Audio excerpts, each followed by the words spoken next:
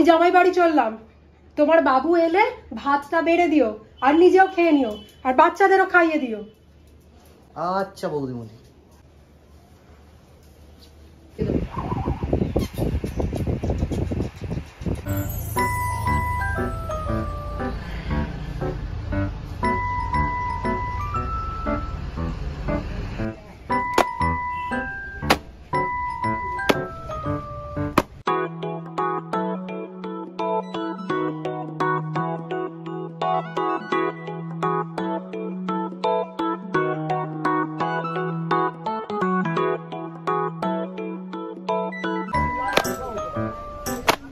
হারু, ও হারু, বলুন বাবু।